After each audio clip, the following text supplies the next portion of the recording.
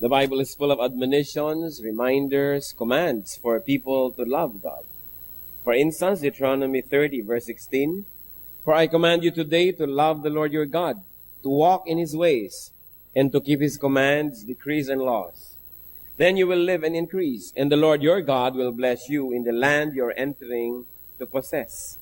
A command to love God, isang utos na ibigin ang Diyos. Joshua 23, verse 11, "So be very careful to love the Lord your God." In Matthew 22:37, across the ages, the same theme would echo. Jesus replied, "Love the Lord your God with all your heart and with all your soul and with all your mind." So kung iisa-isahin po natin na hindi tayo matatapos ngayon sa dami ng mga verses na nag-uutos, nagtuturo na ibigin ang Diyos. So loving God should be natural because we were created by God. God does good to us. Dapat natural lang na iniibig natin ang Diyos. Psalm 116 verse 1, "I love the Lord for He heard my voice. He heard my cry for mercy." So siyempre, yung lagi nakikinig sa atin, tumutulong sa atin, natural na mamahal natin. So loving God is only natural. And loving God is necessary. Kailangan din. Hindi lang natural, dapat din, at kailangan nating ibigin ng Diyos. Psalm 31 verse 23, "Love the Lord, all His saints. The Lord preserves the faithful, but the proud He pays back in full."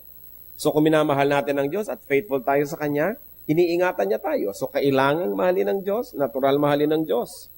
1 Corinthians 16:22, "If anyone does not love the Lord, a curse be on him." So ang hindi iibig sa Diyos ay sumpain. Malinaw na malinaw. Ibigin ng Diyos, mahalin ng Diyos, utos, itinuturo, may mga benefits, natural lang. Pero ang tanong, how can material, physical, and to see it, to believe people love God who is a spirit, who is invisible? Paano ba iniibig yung hindi nakikita? Paano ba minamahal yung hindi mo naman nadidinig talaga yung tinig na eto, may sound waves na didinig mo talaga? Paano namamahal yung hindi nayayakap at hindi yung mayakap, hindi nag-aabot ng kape? Paano namamahal yung nasaan nga ba siya?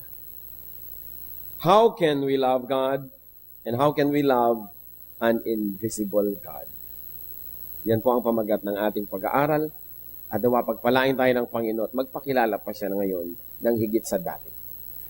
Salamat Panginoon, maaari po kaming magbulay-bulay, mag-aral na yung salita. At dahil inuutos niyo at itinuturo na kayo mahalin, ituro niyo nga sa amin kung paano ginagawa ito, gayong hindi namin kayo nakikita. Reveal yourself to us in many and deeper ways. And Father, may you enable us to really love you. As we study this topic, be our teacher, please. Be our speaker. Lift us up out of ignorance, out of being underinformed, out of little knowledge, so we can know you more. We can love you more. Father, release us from the bondage of darkness. Hayaan nyo kaming makakita ng dapat makita, makarinig ng dapat marinig, matuto ng dapat matutunan. We surrender our all to you. We bring every thought captive to the name of Jesus. And we ask you, Father, let your will be done. Kayo po ang masunod, kayong makapangyari. Kung anong nais nyo, siya pong maganap. Sinusuko namin ang aming mga kagustuhan, ang aming sarili, and we ask you, Father, let your will be done to your people. In Jesus' powerful name, we reject the work of evil and drive away the presence of evil. And we ask you, Father, we ask you, Holy Spirit, lead us so we can see and hear, we can know and become. Lead us. Be our speaker, Father. In Jesus' mighty name, we seek you confidently.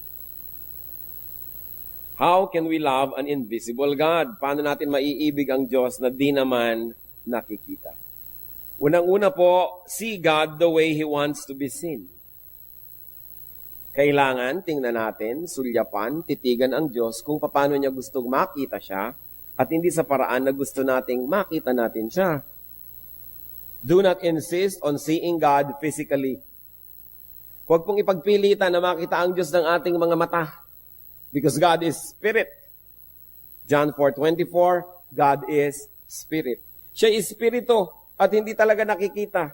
Huwag nating ipagpilitan na makita natin siya sa paraanan na nakita natin ang ating kapwa-tao.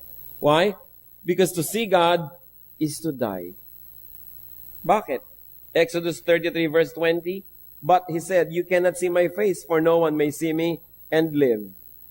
So yung nagpipilit makakita sa Diyos, die first to see God. Eh ayaw nyo naman. Because God is spirit, so be a spirit yourself. Kung gusto nyong equal plane ang inyong pagtitinginan, you should enter the spiritual world. Live the physical one. Ibig sabihin, humiwalay ang ating espiritu sa ating katawan, pwedeng mangyari. Eh dahil ayaw pa nating lahat nun, ewan ko kung gusto nyo, then we should see God spiritually. If we cannot become fully a spirit right now, so we should see God spiritually. And there are two ways once more. One is to be a spirit yourself, which means really dying to your physical life. But the other one is a more useful now. Be spiritual. You want to see God because God is a spirit? Be spiritual. Be spiritual more than carnal and you will see God in a spiritual way. Paano ba natin nakikita ang Panginoon? Diba kung kayo ay you speak the same language, kakaintindihan. If you go to the same place, nakikita. If you like the same things, nakikita kayo. Whether you like it or not, you keep bumping into the same people when you like the same activities. So you like to be seeing God, be spiritual in our nature. And you will see God in a spiritual way. Deuteronomy 4:29. But if from there you seek the Lord your God, you will find Him if you look for Him with all your heart and with all your soul. So ang naghahanap yung puso, yung kaluluwa, hindi lang yung mata. Sapagkat ang Panginoon, kung nabubuhay tayo sa paraang espiritual, makikita natin siya. Because as I have been repeating all along, because God is a spirit. So we should see God indirectly. Hindi directly. Yung diretsong nakakakita sa Diyos, sabi niya, namamatay o kailangan patay ka na. Para talaga lubos na, diretso. But we can see God indirectly because God usually reveals Himself indirectly. In other words, through reflections. Through reflections, we can see God. 1 Corinthians 13:12. Now we see but a poor reflection as in a mirror. Then we shall see face to face. Pero kailan yun? Then, later, when the Lord comes. Now I know in part, then I shall know fully, even as I am fully known, even right now. So kilala ako ng Diyos buo ngayon, pero konti lang pagkakilala ko sa Kanya, hindi lubos. Ngayon nakikita ko lang, reflection, pero darating ang panahon, face to face. In other words, ang Panginoon sa Biblia, nakita po natin kung paano magpakilala. Sometimes darating light. Sometimes sound. Mga dumadagundong na mga kulog o mga kidlat o sabay. Nagpakita ang Panginoon kay Moses as burning bush.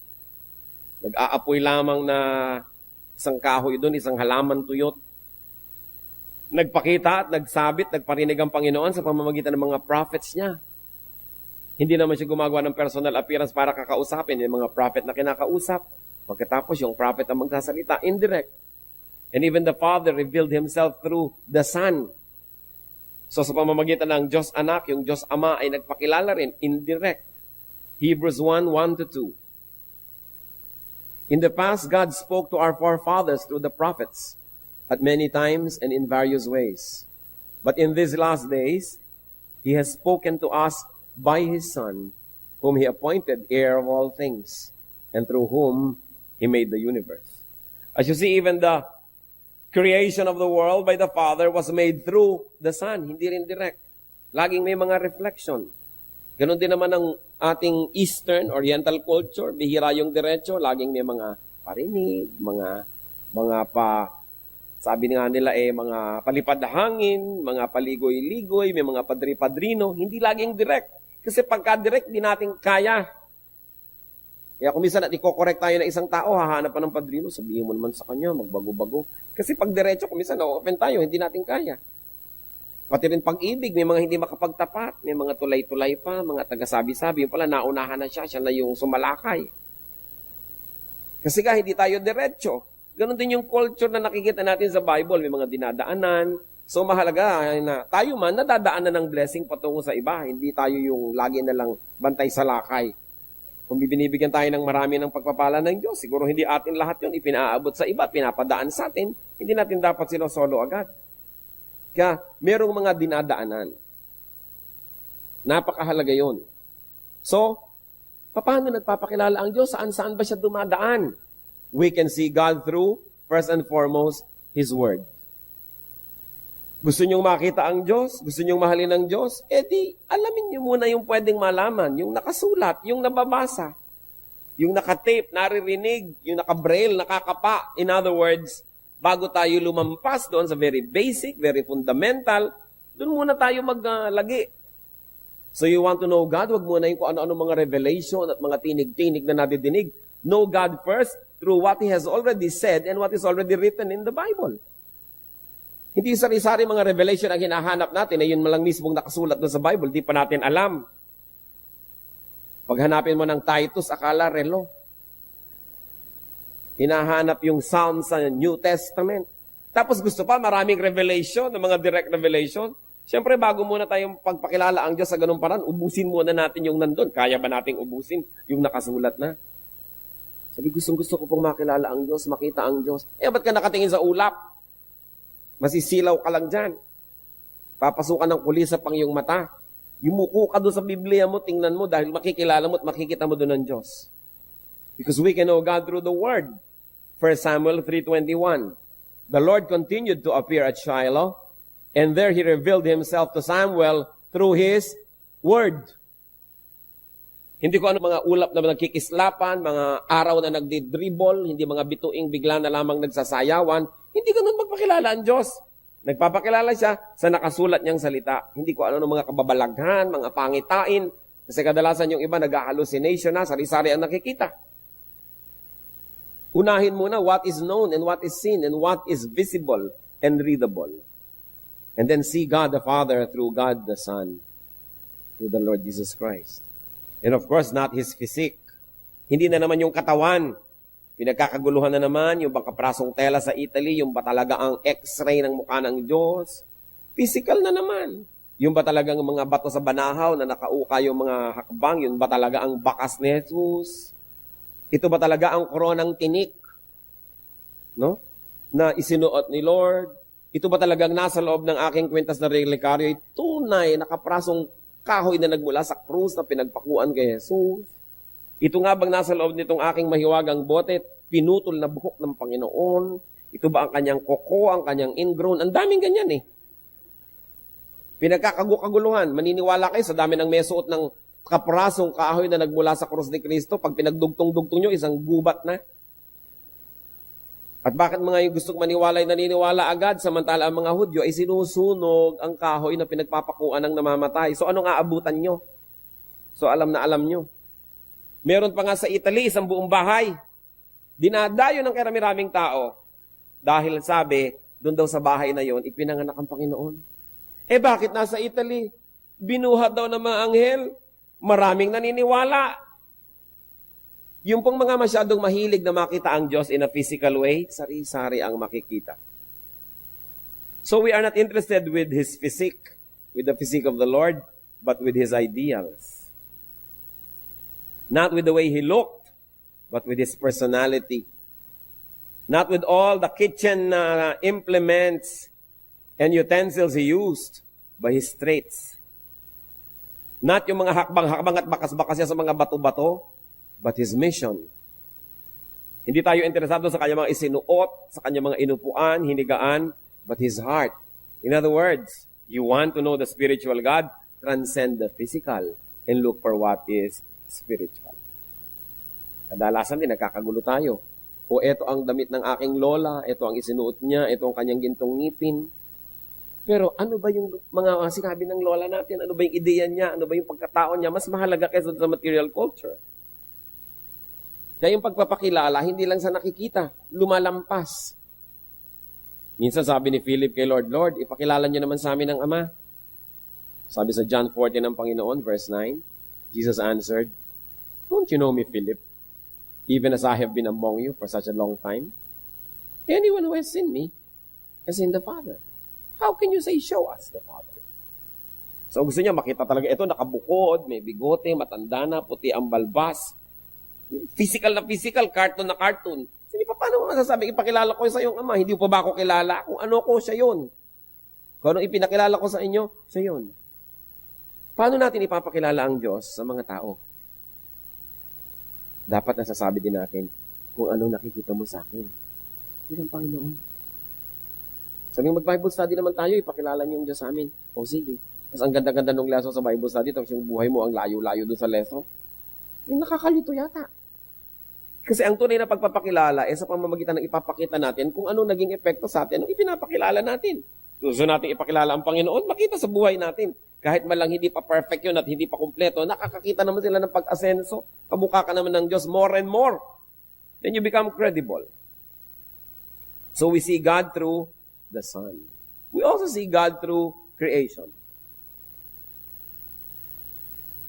Ewan ko kung hindi kayo absent nun sa mga biology classes.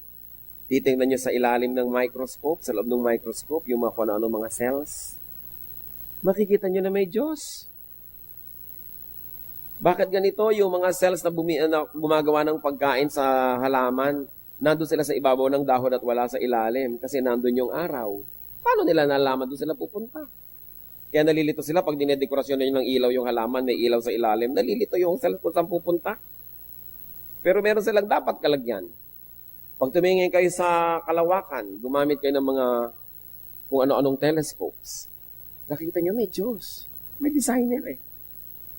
Kung nakikita nyo, bakit nga ba ang buko? Bakit ang nyog? Ang kapal ng balat. Kasi sa taas ng puno, pag naglaglag yung bunga, kung walang kutsyon, edi nabiyak. May kutsyon. Diba? At kung nahulog siya sa tubig, yun ang kanyang floater. Lulutang.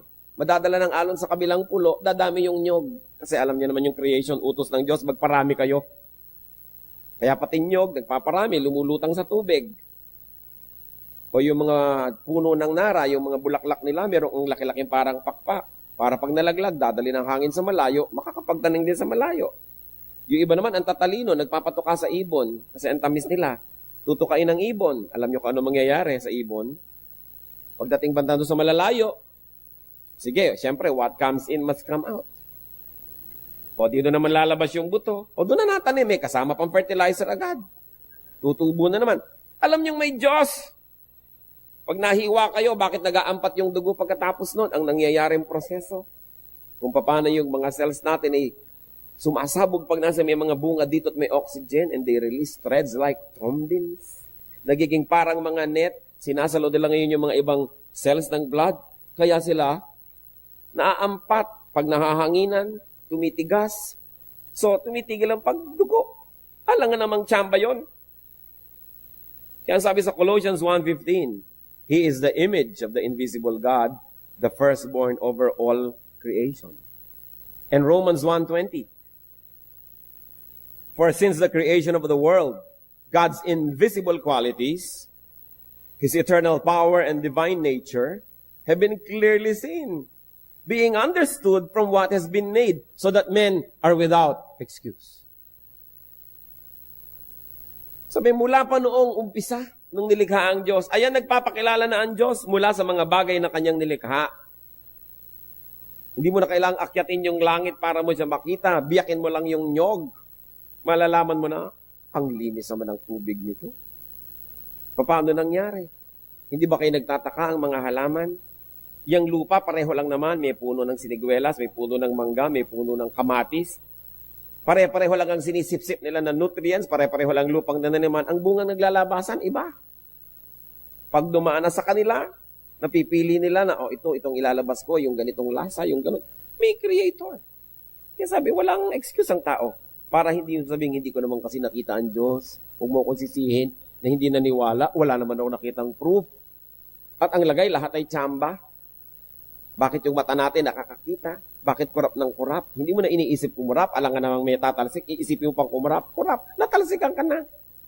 So nagkukusa na. Inuutusan nyo ba ang puso nyo pumintig lagi? Kahit tulog nga kayo, pumipintig. Kasi may designer. Sabi siya sa creation of the world, the invisible nature of God is seen through the visible things that He created. So, nakikita pala natin ang Diyos. Huwag kayo magreklamong di natin nakikita. Hindi ba yung mga katutubo, lalo yung mga Indian sa mga pelikula, titingnan nila, may apoy dito, alam nila, 3 hours ago may nagsindi dito. Nakita lang nila yung ginawa, alam nilang may gumawa. Titingnan nila yung mga bakas-bakas sa mga hayop. Alam nilang, ay may hayop na dumaan dito, may bakas eh. Ano ba ang bakas ng Diyos sa buhay natin? Kailangan pa ba natin siyang makita literally para maniwala? Paano pa nakikita ang Diyos mula after creation? Nakikita natin ang Panginoon through personal revelation to us.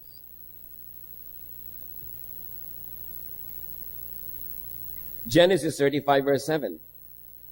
There he built an altar, and he called the place El Bethel, because it was there that God revealed himself to him when he was fleeing from his brother. So maraming paraan ng pagpapakilala ng Diyos. Meron na sa pamamagitan ng nature, meron sa pamamagitan ng kanyang salita, at merong very personal din. Nagpapakilala. Nagpaparamdam. Kumakausap sa atin. Sa paraang di natin alam kung paano. Pag sinasabi sa Bible na, and God said to Abraham, nadidinig ba niya talaga yung boses? O nai-imprint pa sa kanyang puso? Hindi sinasabi sa Bible kung paano. Pero nagpapakilala. Kaya ang mahalaga mga kapatid, kung tayo ay nananalangin, kung tayo nagme-meditate, minsan kahit pang busy day, katulad ni Moses, nag-aalaga ng mga tupa, biglang merong nagalagablab doon na kaprasong tinik na puno, hindi naman maubos-ubos. Napansin niya, lumapit siya, yung pala kakausapin siya ng Diyos. Tayo man. Maraming kinakausap tayo ng Diyos sa maraming paraan. Pero binibigyan ba natin ng pansin? Katulad ni Moses, it was just an ordinary working day. He saw the burning bush. But you see, yung burning bushes naman, hindi kakaiba yan sa Israel at sa disyerto ng Sinai Peninsula. Kasi, sa init ng panahon, tuyong-tuyo talaga ang mga halaman at bigla na lamang nagsisiklab. At sandaling-sandaling siklab lang yun, palibasa tuyong-tuyo. Kaya namamatay agad. Kaya hindi ka makakita ng nagsisiklab na halaman. Hindi kakaiba. Pero si Moses, dahil pinansin niya yung nagsisiklab na yon, nahalata niya. Parang hindi yata siya nauubos. Dapat ilang saglit lang, ubos na dahil mabilis mapupok dahil tuyong-tuyo.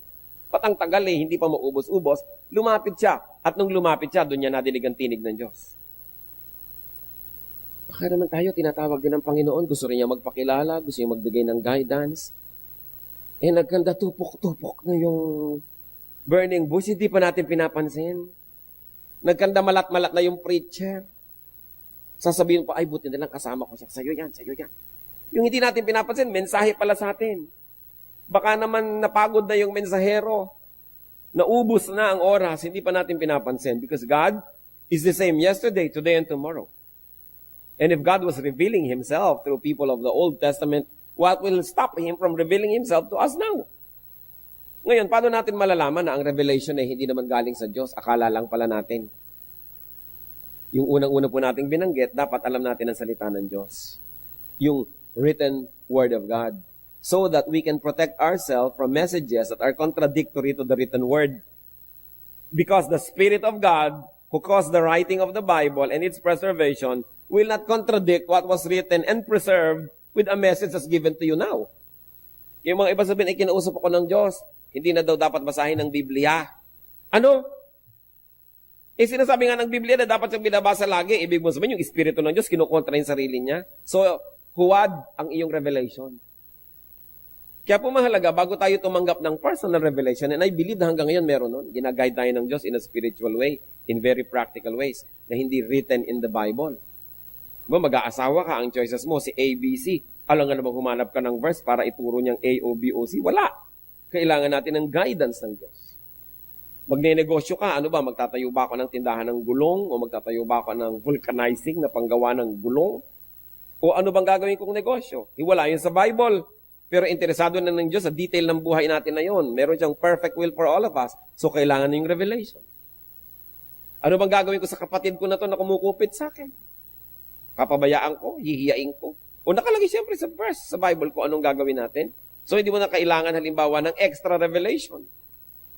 Nagdadalawang loob ka, ano bang gagawin ko dito sa asawang to? Hihiwalayan ko kaya to? Alam mo, sabi sa Bible na ang mag-asawa ay mag-asawa habang buhay. So, bakit mo pa iniisip yan? Anong revelation ang inaantay mo? Yung sulsulang ka ng revelation na gawin mo yung gusto mo?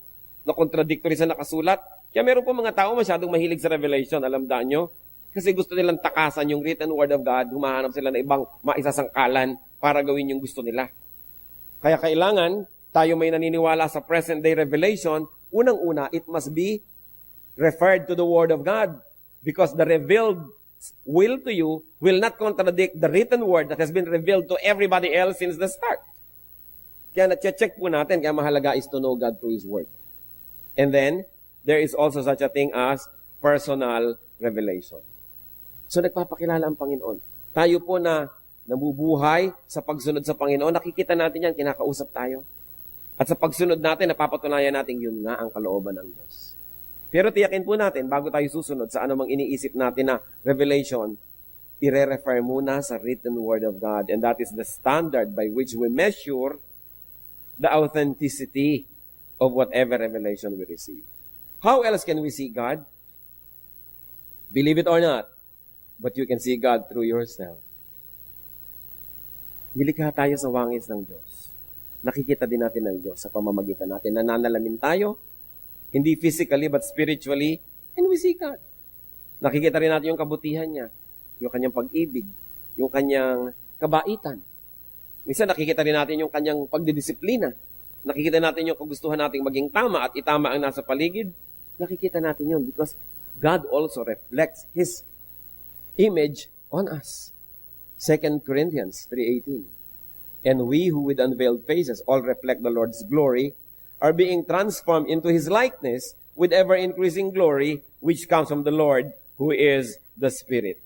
So you want to see God? Look at yourself. Look at other people also, especially those who are growing in the Lord. You will see parts of God. You will not see the whole of God, but you will definitely see parts of God.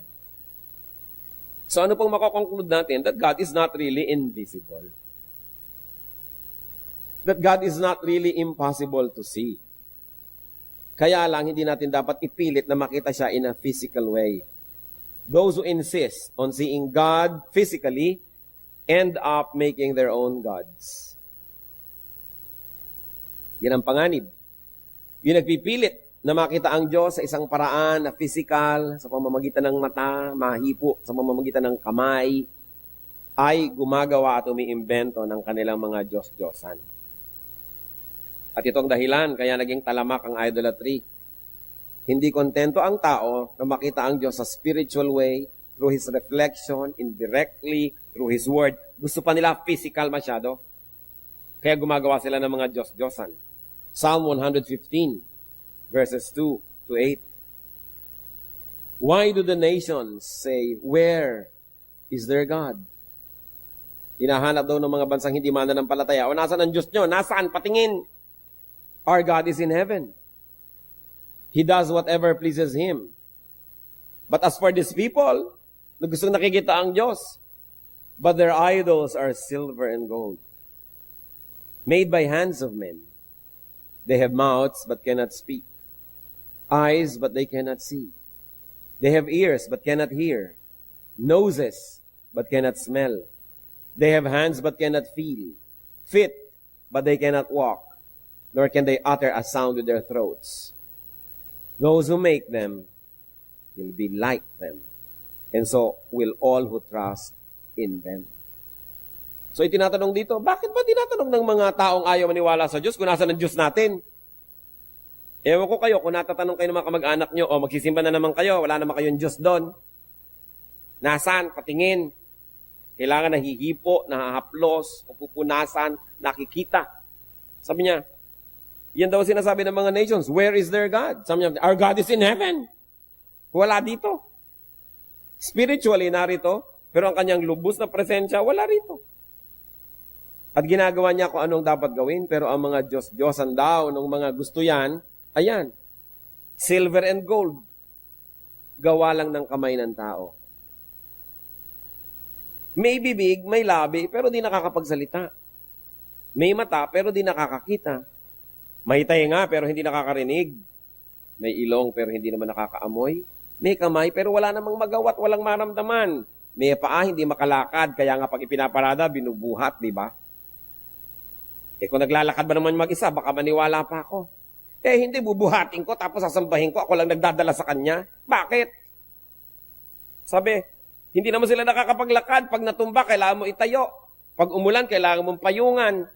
So, bakit ako hihingi sa kanya ng proteksyon? Sarili nga niya, hindi niya ma-protect.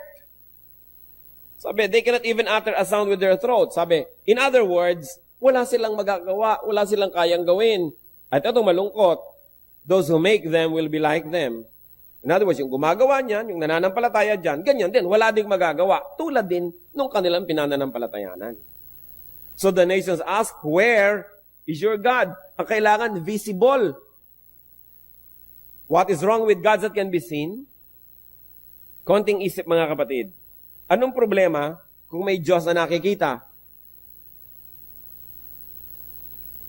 Anong problema dito sa mga pinag-uusapan ng mga Diyos-Diyosan? They cannot see. And you know why? They cannot see you. Kasi they cannot see. They cannot speak, they cannot hear, they cannot smell, they cannot feel, they cannot walk. In other words, they are helpless. So those who make them will also be like them. Ano po ang malaking problema kung nakikita ang Diyos? Because a God that man can see, a God that man can perceive, a God that man can contain in his eyes, is less than man. Is inferior to man. Pag kaya niyong pagkasyahin sa inyong mata, hindi yun mas mataas kaysa sa inyo. Kaya pag tinitingnan natin ang kalangitan, kasya niyo bang pagkasyahin lahat? Hindi, dahil sa likod natin, sa kabila ng likod ng planeta, may hindi ka nakikita eh. Kaya walang hanggan. Eh kung nakikita mo yung buong Diyos, pag napagkasya nyo sa mata nyo, maliit. Kasi kasya sa mata nyo eh. Kaya yung hindi nakikita, mas mataas kaysa sa'yo. Kasi kung kaya mo siyang makita, baka hindi kanya kita. Kasi ikaw ang may kaya, merong power above the person or above that which you call God. What matters is not to see God, but to be seen by God. Anong gusto nyo? Nakikita nyo ang Diyos o nakikita kayo ng Diyos? Wala kayong gusto. Gusto nyo siyempre nakikita. Amen ba yun? Kung nakikita kayo ng Diyos, dapat hindi nyo siya nakikita. Kasi mas malaki siya kaysa sa inyo. Eh kung kita nyo siya buong buo, nagkasya sa loob ng inyong mata, hindi siya ganun kalaki. Kaya, mabuti yung hindi natin nakikita. It is one assurance na mas dakila kaysa sa atin. Mas malaki kaysa sa atin, kaya tayo nakikita niya, siya hindi natin makitang lubos, kapra-kapraso lang sa kalakihan. Kaya pagkita mo buong buo, eto mula ulo, eto paa, eto 2 feet pa nga ang sukat, paano magiging Diyos? Ang liit. Kahit pa nga kasi laki ng planeta yan, kasi laki ng buwan, pag malayo ka, kita mo na rin buo. O di ba yung araw, ang laki-laki, pero kita mo rin buo. Lumayo ka lang. Ang Diyos, kahit sa kamagkutay, hindi mo makita ng buo, sobrang laki. Yun ang maganda. Hindi yung kayang-kayang i-contain ng ating senses. Jeremiah 23:24. Can anyone hide in secret places so that I cannot see him? Declares the Lord. Do not I fill heaven and earth? Declares the Lord. Ganun siya kalaki. Kaya malaking insulto sa Diyos na gumawa ng physical image na representation niya. Dahil pinaliit mo ang kanyang halaga. Napaliit mo na-reduce mo siya. Kaya dapat wala. Sabi, God who made heaven and earth and everything in it does not live in shrines made by man, nor is he served by anything as though he needed anything, because he himself gives to men breath and life and everything. So hindi siya pwedeng i-reduce na parang litrato. Ang laki i-reduce mo para kasya sa wallet ko. We cannot reduce God. Heaven and earth cannot contain His glory. So we content ourselves in not seeing Him fully, but only right now in seeing Him through reflections, seeing Him partially, seeing Him in us and in others. At pagdating ng araw, makikita na natin siyang ganap kung tayo ay kamukhanan niya. Ibig sabihin, hindi na tayo encumbered and imprisoned by this body. Hindi na tayo basta physical lang, because the Bible says, in a twinkling of an eye, we shall be changed. We shall be like Him, and we shall see Him because we will be like Him. Hindi yun para sa panahon na ito. Kaya huwag ipagpilitan. Ang mahalaga, sa kalakihan niya, kahit saan tayo sumuot, kahit saan tayo pumunta, kita niya tayo, yun ang importante. That He is greater than we are. Psalm 139, verses 7 to 12. Where can I go from your spirit? Where can I flee from your presence? If I go up to the heavens, you are there. If I make my bed in the depths, you are there. If I rise on the wings of the dawn, if I settle on the far side of the sea, even there, your hand will guide me. Your right hand will hold me fast. If I say, surely, the darkness will hide me, and the light become night around me, even the darkness will not be dark to you. The night will shine like the day, for darkness is as light to you. So sabi, paano ko magtatago sa Diyos? Paano ko pagtataguan? Paano ko iiwasan? Kahit maakyat ko ang langit, yun naman kung kaya ko, syempre, nandun kayo. Ngayon, sumisid ako sa pusod ng dagat, kalalim-laliman sa Philippine Deep, o sa Marianas Trench, andun pa rin kayo. Kung makakasaya ko sa pakpak ng bukang liwayway at salubungin ko ang araw, pagdating ko doon, naroon pa rin kayo. Kahit tumawid ako ng dagat at pagpunta sa pinakamalayong ibayo, naroon pa rin kayo. Kaya kahit saan ako magpunta, natutulungan niyo ako. Your hand will guide me. Ngayon, kung ako na may gumagawa ng mga kamalian, nagtatago pa sa dilim, sabihin ako, baliwala. Kasi ang dilim ay liwanag din sa inyo. Walang kayang itago sa Diyos. We cannot see God, but He sees us. Is that not wonderful? Walang pwedeng ilihim. Kung gayon, wala rin tayong suliraning di niya alam. Wala tayong mga iniisip na mali na di niya alam. Wala tayong mga pandarayang di niya alam.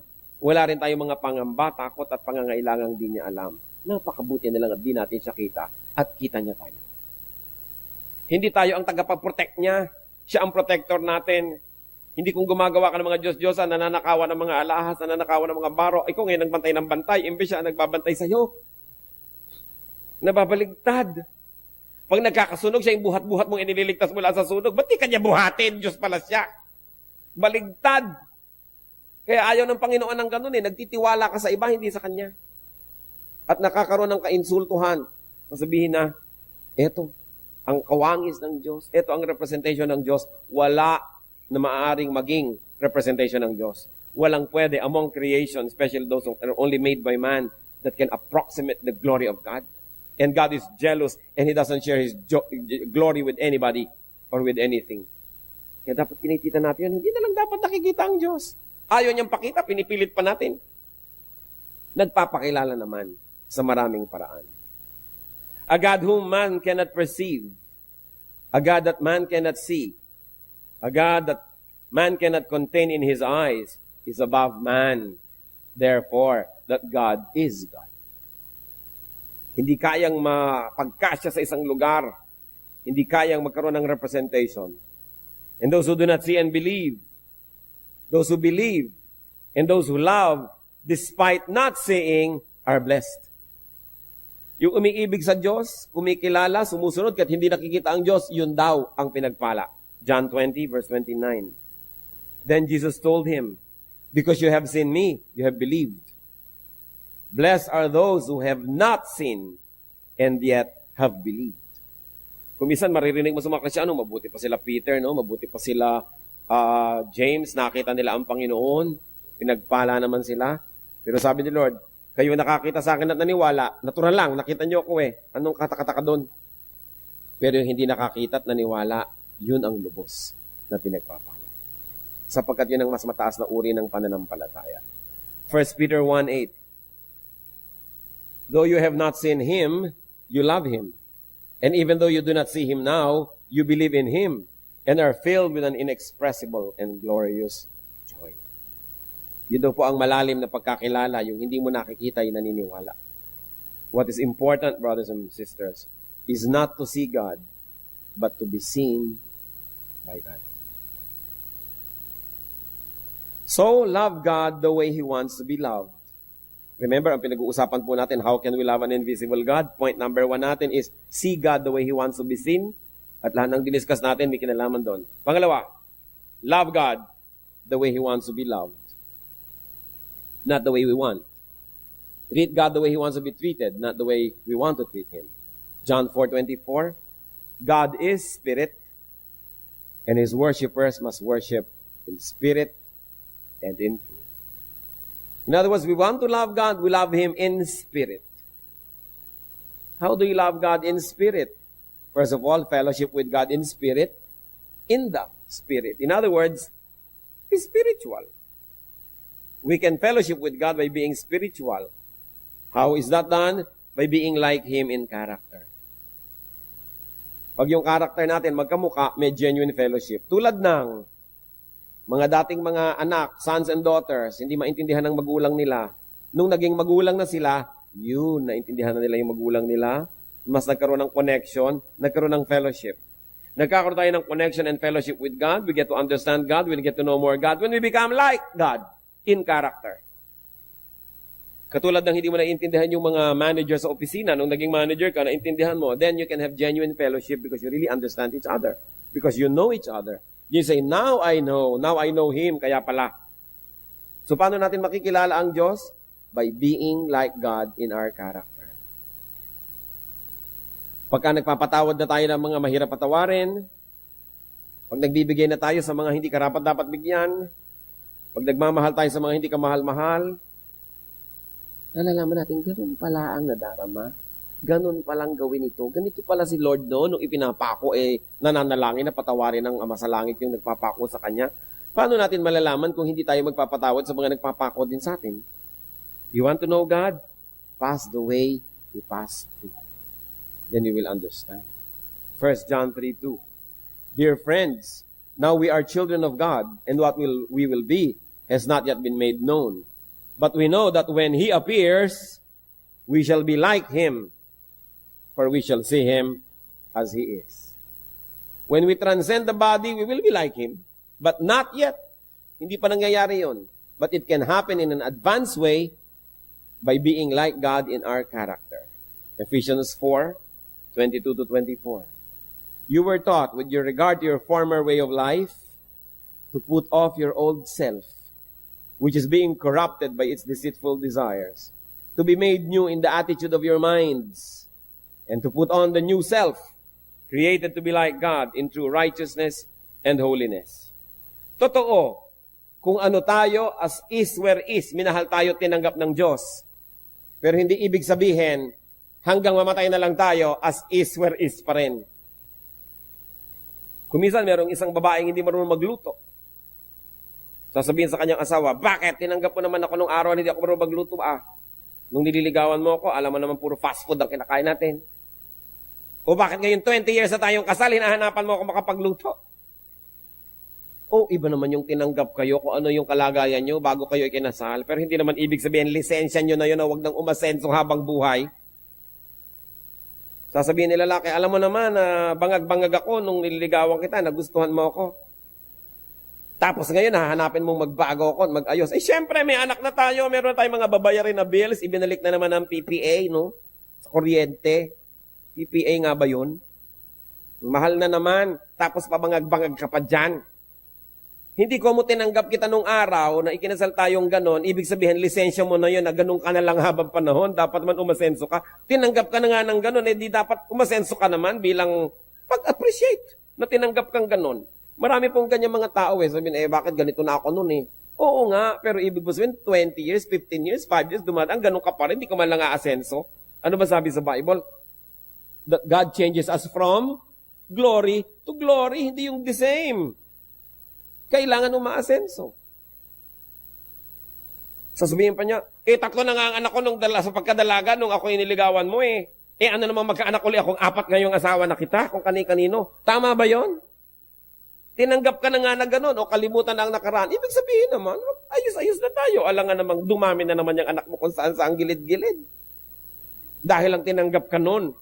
Dapat umaasenso tayo, nag-iiba. We become better and better. So sabi, you were taught in your former way of life to put off your old self. Kailangan magbago. Put on the new self. And by that way, we will know God more and more. Habang nagiging deeper ang ating kabanalan, doon natin nakikilala ang Diyos kasi siya'y banal. Paano mo ba nakikilala yung banal? Di magpakabanal ka rin. Matthew 5:48. How can we love God? By being spiritual, by being like Him in character. Matthew 5:48, be perfect therefore, as your heavenly Father is perfect. So we are to be like God. How do we know God more? By doing His deeds. John 14:12. I tell you the truth, anyone who has faith in me will do what I have been doing. He will do even greater things than this, because I am going to the Father. And as we work side by side with God, then we will know God. Napakaraming paraan para makilala at mamahal ang Diyos. How else do we love God? Love God in truth. Kanina sinabi natin, love God in spirit. Ibig sabihin sa ating character. Now naman, you love God in truth. In practice, in deeds concerning our daily life. We are to be like God in character. We will know Him more. We are to be like God in deeds. And when we do what He does, especially deeds concerning His church, then we will know Him better. Matthew 25:45. He will reply, I tell you the truth, whatever you did not do for one of the least of this, you did not do for me.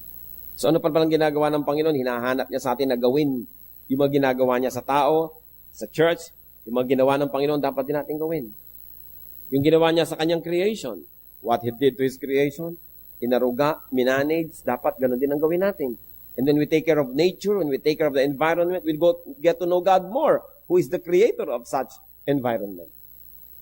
And when we do His will, we will know Him more.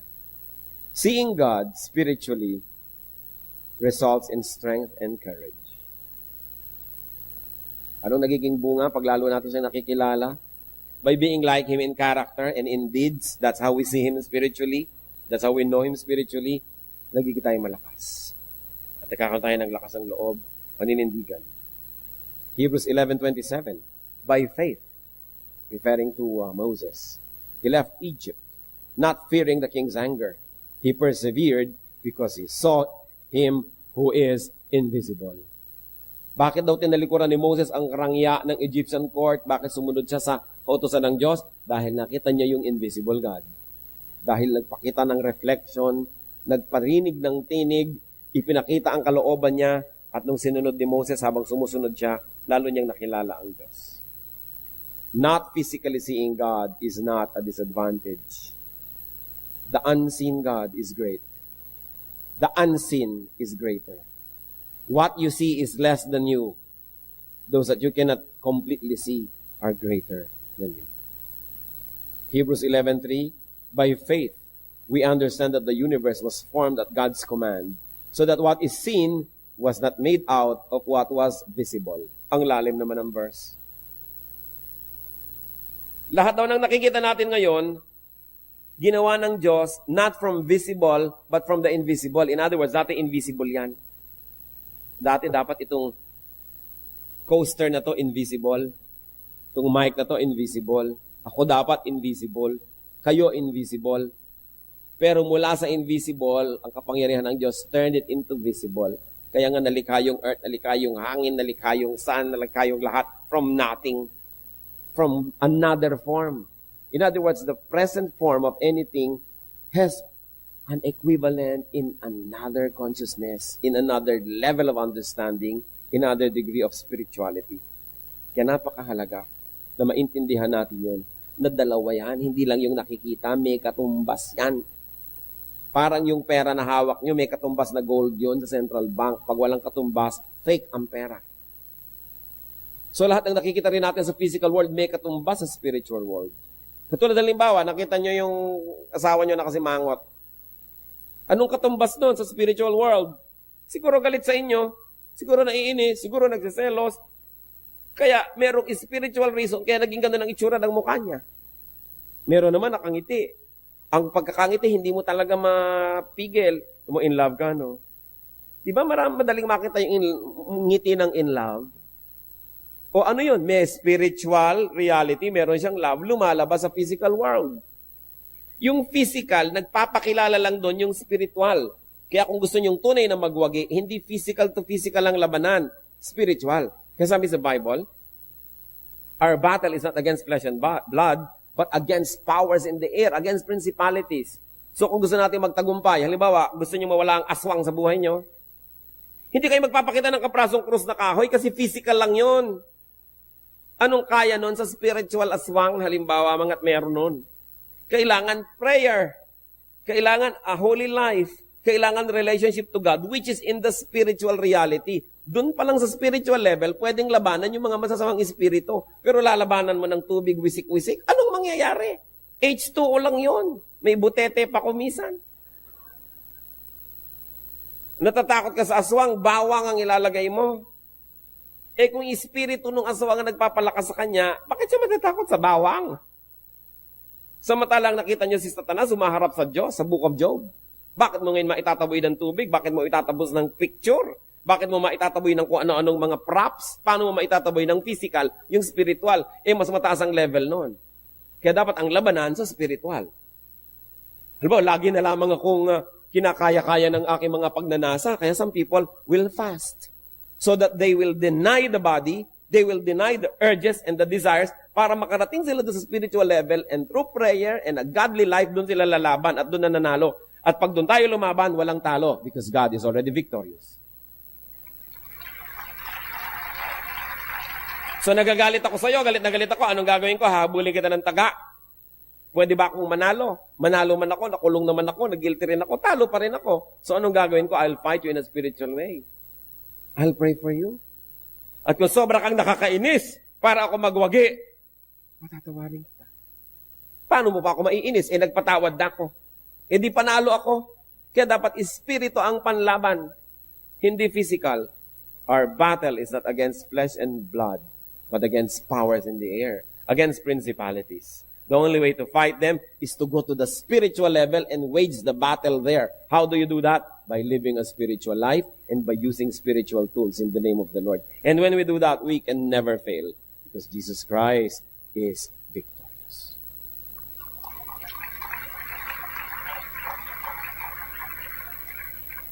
Sana nagkakaintindihan tayo. Na ang pinapalakpakan nyo lang, hindi dahil tumataas yung boses, parang palakpak na. Palakpak ka na ngayon. Diba? Yung talagang unawaan nating lubos kung bakit. Kasi, napakalalim na pinag-uusapan natin. So, hindi pwede na gusto nyong palayasin yung masasamang espiritu, maglalagay ka ng mga kung ano-ano mga rebulto dyan. Kahoy, chok. Paano iiwasan ng espiritu? Lampas doon ang kapangyarihan nila. Kaya ang panglaban natin, espiritu ng Diyos. Paano natin nakikilala ang Diyos? Hindi rin sa pamamagitan ng mga physical na yan. Lilipat tayo doon sa spiritual level. How do you do that? By being clean, by being godly, by being spiritual, by being honest. Then lumalampas tayo. Hebrews 11:3. By faith, we understand that the universe was formed at God's command, so that what is seen was not made out of what was visible. Nire-review lang natin. Yung nakikita natin, merong equivalent sa kabilang daigdig yan. So eto halimbawa, itong pamangkin mo, ang sama ng ugali, hindi makukuha lang yan sa palo, kahit ikadena mo yan. Hindi makukuha lang yan sa psychology. Kailangan labanan mo yung espiritu na nagpapagawa sa kanya noon. Pupunta ka sa spiritual world, doon mo siya igagapos. Tapos, pag natalo na siya doon, susunod na yung katawan, matatalo din. Lagi, it is won or lost in the spiritual world. Kaya halimbawa, may tumutukso-tukso sa inyo. Sa isip nyo, natalo na kayo. Sila mo, sige, talagang bibigay na ako. Nagiintay lang yung katawan nyo ng time, ng chance para sumunod. Susunod yung katawan nyo sa pagkatalo dahil yung espiritu nyo nagpatalo na. Pero pag yung espiritu natin panalo, yung katawan susunod. Kaya anong sabi ni Paul? I beat my body to make it my slave so that it will not become my master. Hindi ako susunod sa katawan ko. Pasusunurin ko yung katawan ko sa espiritu. And that's how you know God in the spirit. You become very, very victorious in the spiritual world. Kasunod yung katawan. Kaya kung minsan may tatawag sa akin, Pastor, meron akong kilala, drug addict, kailangan maayos. Ang una kong tanong, gusto ba nung may katawan magayos? Ayaw ho kinakadena pa nga namin. Wala akong magagawa. Kasi kahit anong gawin natin dyan, pag nakahulagpos, gagawin niya uli. Sayang lang lahat ng pagod natin. Ngayon, kung siya mismo willing, gusto kong bumait pero di ko magawa, halika, magtulungan tayo. Pero yung ayoko bumayat, ayoko. Wala tayong magagawa doon. Kasi sa spirito pa lang, nagpapatalo na siya. Paano gagawin mo sa katawan? Kahit anong gawin mo doon, matatalo pa rin. The battle is fought in the spiritual level. Kung lubos nating uunawain yun, dadali ang pagtatagumpay. Kasi doon sa level na yon, matagumpay ang Diyos. Sa physical level, hanggang ngayon nagtatagumpay pa si Satan kasi hindi pa siya nakagapos. Kaya pag lagi kang physical at lagi mong kinakatang let's get physical, marami kang talo.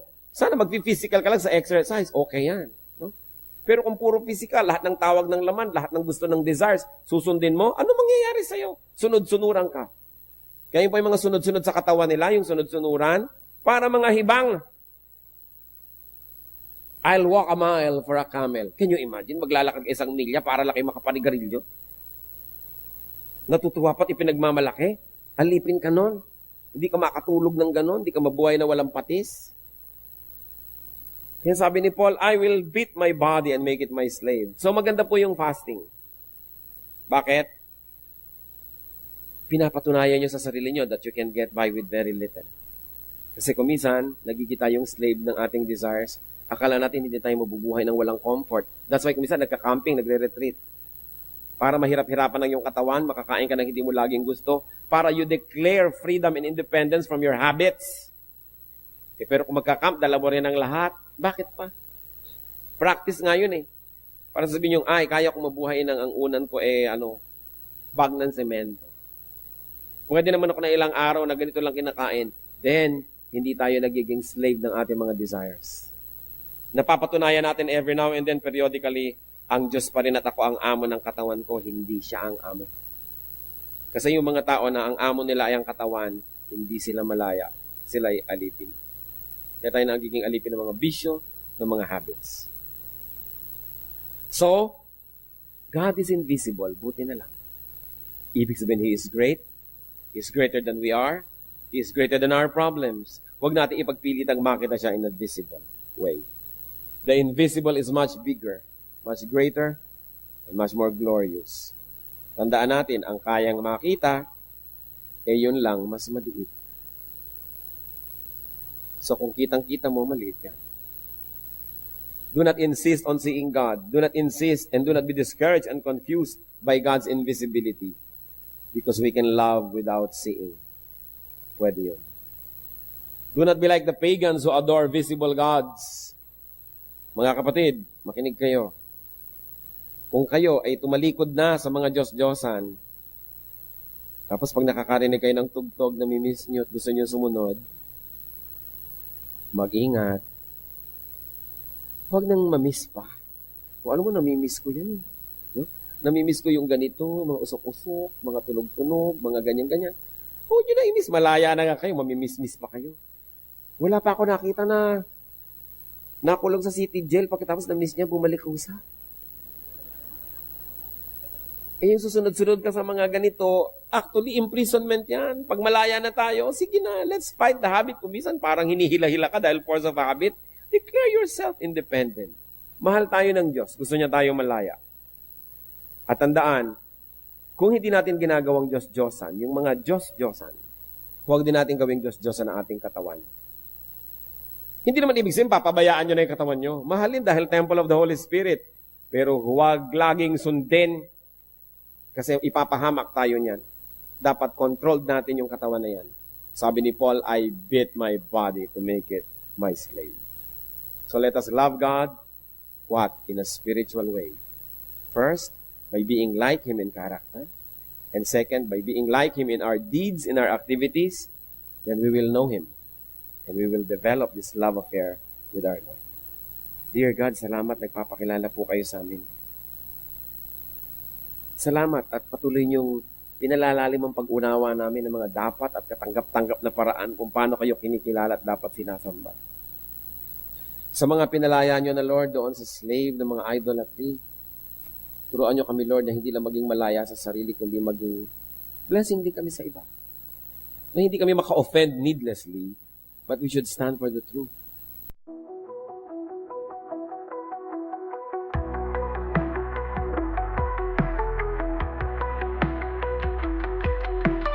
Lost in the glow, city lights choking the night.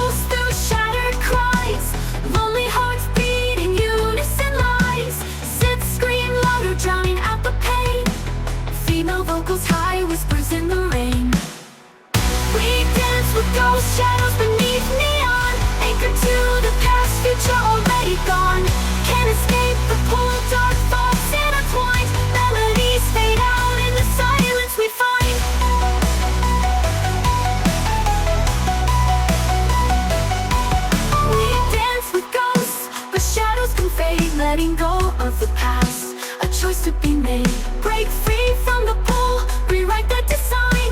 Melodies rise up, a new strength we find. Rain falls hard, washing away our sin. Rain falls hard, washing away our sin. Rain falls hard, washing away our sin. Melodies rise up, and new strength we find. Rain falls hard, washing away our sin. Rain falls hard, washing away our sins. Rain falls hard, washing away our sin. Melodies rise up, and new strength we find. Right be a rhythm, a steady refrain, breaking the silence, washing away the rain. Hope ignites a spark, a fire in our eyes. Together we'll rise under brighter skies. We dance with ghost shadows beneath neon, anchored to the past, future already gone. Can't escape the pull, dark thoughts intertwined. Melodies fade out in the silence we find.